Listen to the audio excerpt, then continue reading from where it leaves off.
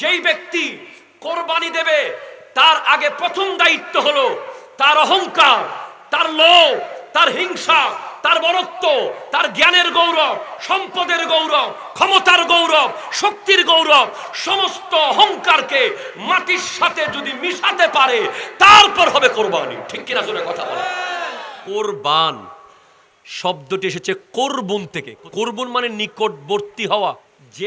যেই কাজ আল্লাহর নিকটবর্তী করে, শুধু গরু জবে করা কোরবানি না, শুধু মহিষ জবে করা কোরবানি না, শুধু ছাগল ভেড়া দুব্বা জবে করা কোরবানি না, বরং যেই কাজ করলে আল্লাহর নৈকট্য লাভ করা যায় সে সব কাজ করার নাম কোরবানি।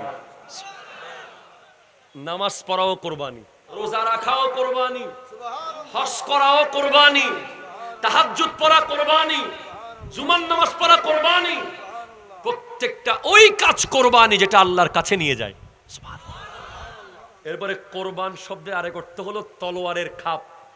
তলোয়ারের যেই প্যাকেটের মধ্যে তলোয়ার ঢুকিয়ে রাখা হয় ওই প্যাকেটটাকে বলে কোরবান। কেন বলা হয়?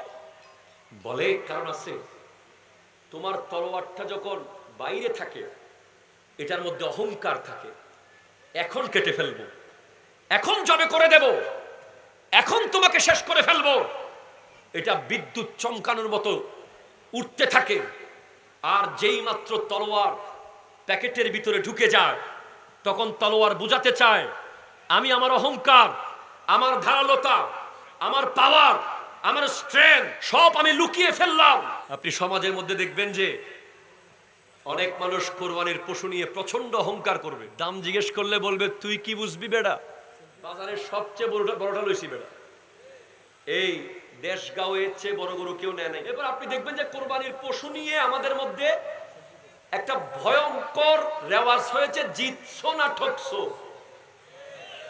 ভাই এটা কি ব্যবসা নাকি ভাই?